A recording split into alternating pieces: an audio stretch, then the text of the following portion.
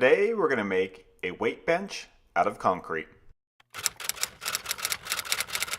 I'm going to make the molds for the concrete out of white laminate shelf boards that I'm going to cut with my compound miter saw.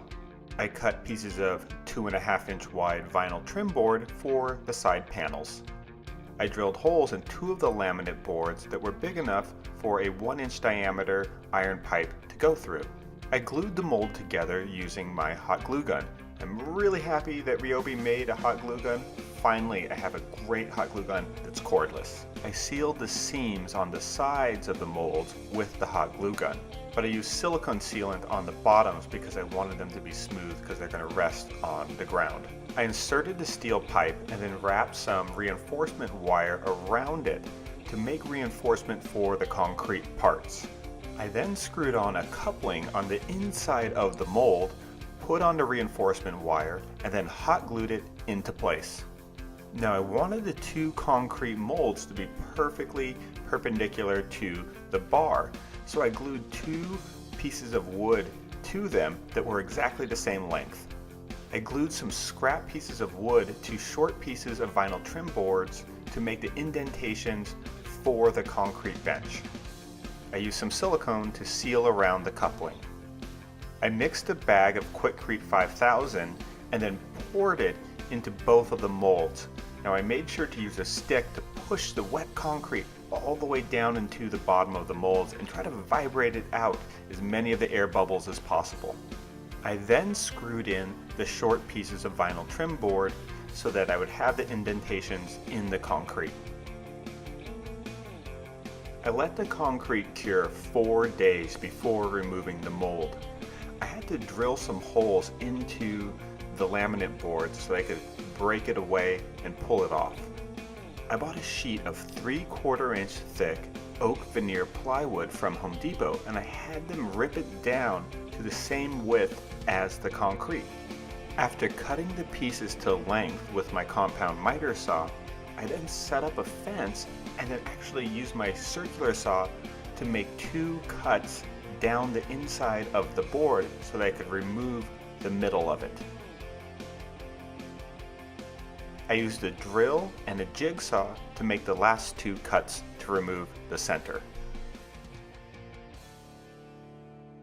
I'm going to make the bench top out of layers of plywood, so I'm going to glue and screw them together starting with 2 solid layers before layering on the layers that I cut the middle parts out of.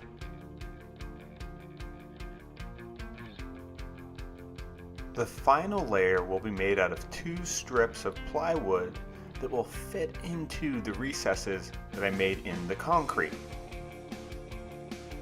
I used my drill and jigsaw to cut notches out of these pieces as well.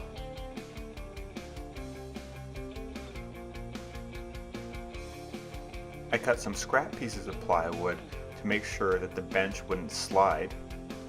I then took the middle pieces that I cut out of the other boards and cut 4-inch long sections of them.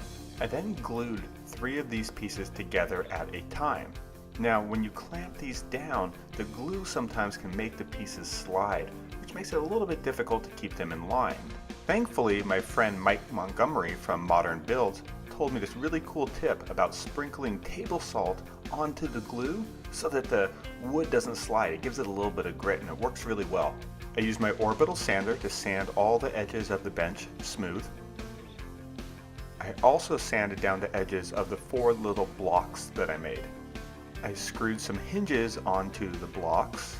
These blocks are going to be fold out supports that give the bench a little bit of extra height when it's on the ground so that there's room for my elbows to go down. I want the blocks to stay in the position that I set them in, so I'm using a combination of large magnets, which I'm going to recess into the wood, and steel plates for the magnets to stick to.